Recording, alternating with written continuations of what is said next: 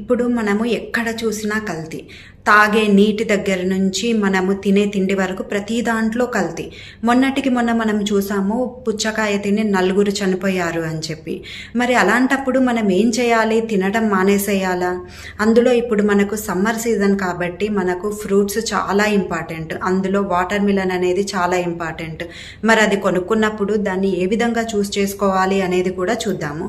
అయితే మనం water melon కొన్నప్పుడు ఇంటికి తీసుకొచ్చాక దాన్ని ఒక వెడల్పాటి బౌల్లో వాటర్ ఉంచి అందులో వాటర్ మిలన్కి ఒక హోల్ చేసి అందులో అది వాటర్ మిలన్ మునిగేలాగా ఉంచేసి కొద్దిసేపు ఉంచండి. అలా ఉంచాక ఆ హోల్లో నుంచి ఒకవేళ బబుల్స్ కానీ లేకపోతే ఫోమ్ కానీ, వైట్ ఫోమ్ కానీ వచ్చింది అని అంటే ఆ వాటర్ మిలన్ తినడానికి సేఫ్ కాదు, దాన్ని పారేసేయండి.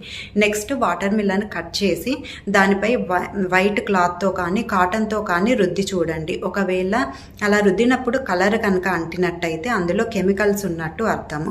అలాంటప్పుడు కూడా మనము ఆ వాటర్ మిలన్ని యూజ్ చేయొద్దు, పారేసేయండి. ఇంకొకటి ఏంటంటే చాలామంది వాటర్ మిలన్ని కట్ చేసి ఫ్రిడ్జ్లో స్టోర్ చేస్తూ ఉంటారు.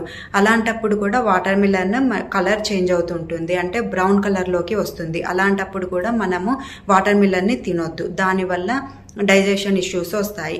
ఈ విధంగా మనము ఏ ఫ్రూట్స్ అయినా సరే మనకి ఇంటికి తెచ్చాక వాటిని బాగా అంటే ఒక 10 మినిట్స్ సాల్ట్ వాటర్లో ఉంచి కడిగినట్టయితే వాటిలో ఉన్న బ్యాక్టీరియా అంతా కూడా పోతుంది. సో ఈ విధంగా తిన్నట్టయితే ఏ ప్రాబ్లమ్స్ ఉండవు. So eat healthy, be safe.